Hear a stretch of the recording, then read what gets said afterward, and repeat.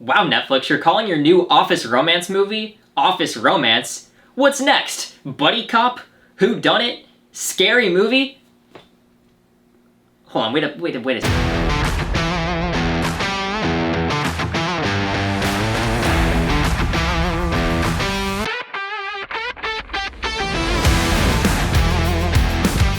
When a new lawyer tempts Jackie into breaking the anti-fraternization policy as CEO of her business, workplace politics and office romance escalate to questions over job security. What's up, everybody? Welcome to the channel. I am Nick, and today we are going to be reviewing the latest film on Netflix called Office Romance, appropriately titled, starring Jennifer Lopez, and is the latest rom-com to drop on Netflix. Now, I will be honest, these rom-coms on Netflix, I've watched a couple of them for this channel, and some of them are pretty good, and then some of them turn out like Office Romance. So one of the main things that a rom-com really has to get right is the comedy, and right out of the gate in this movie's opening scene, we see a whole display of very cringe comedy. It comes off as trying to act like cringy to make you laugh at like just the absurdity going on. It's that style of humor where you're seeing all these people do really cringy things and just watching them just make cornballs of themselves, and I will be honest, I just really wasn't into it. I was more so wincing in my couch than I was actually laughing with it, and that opening scene just has an abundance of that. But what I will say about this opening scene is it does get one thing right. As in every movie, the opening scene has to establish the tone for the rest of it, and this movie certainly did that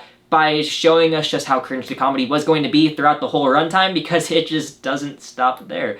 Now, the jokes in this movie, I think, land way worse than the airplanes would at Air Cruise, as I would hope the airplanes at Air Cruise land really well with how big they are in this movie's universe. But the jokes in this just really aren't that clever, because it's, to me, just doing a bunch of, like, very easy, low-hanging fruit of, let's just have this person scream a bunch of swear words. Just let's have insert sexual joke here that doesn't really have a purpose behind it, just besides doing it. That's what I got about a lot of the gags here, and sometimes the movie did get me laughing. I will admit, a couple times this movie did have some bits that did get me, and after the movie I did look to see what other people were saying about it, and the jokes that I really liked were some of the most common jokes that other people did like. So there are some bits in this that will undeniably get laughter out of the viewer, but as just for the whole thing, I really didn't get much out of the comedy in this movie. Then you have the romance aspects of this movie, which I do think did have a lot of potential inside of it, where they do a really nice job introducing the stakes of this whole situation, because they do establish, like, hey,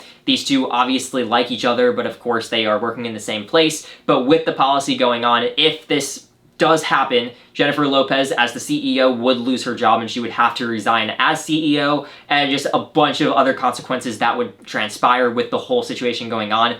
I do think they do bring a lot of nice stakes with that, and character struggles as this thing is starting to unfold. That is something I think they did do a nice job with, and those stakes actually do a nice overarching threat of what goes wrong if they do end up going on with this relationship. But the problem is that just despite like those stakes, which I think were cleverly put into place, it's just that they do every single romance or rom-com in general trope in the book with this one, where the movie just starts feeling super predictable, and anything clever that they do in this movie, it just gets undermined by you just rolling your eyes. It's just, you're predicting the next scene, you're predicting lines of dialogue that are about to happen, just because they're not really doing anything else original with the story or the characters. Even with the characters, they introduce a subplot with the relationship between Jackie and her dad that I really don't think was touched on well enough. Like, they have him in the middle of the movie, and then they bring him in like more towards the end, which I would have liked to see more of that relationship, because we do get that struggle in terms of Jackie wanting to get respect and recognition out of him,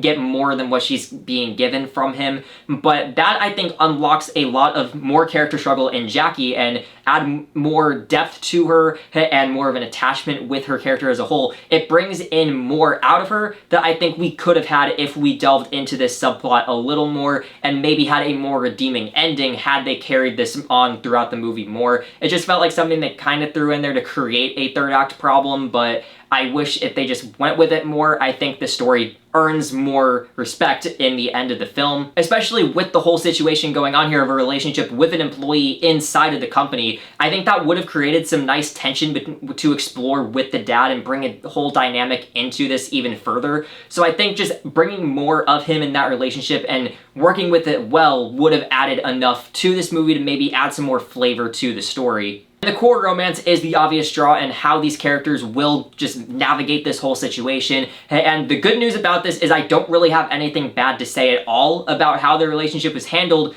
And yeah, it may come off a little bit cheesy, but both leads do have enough charm, and Jennifer Lopez really does feel very natural inside of this role.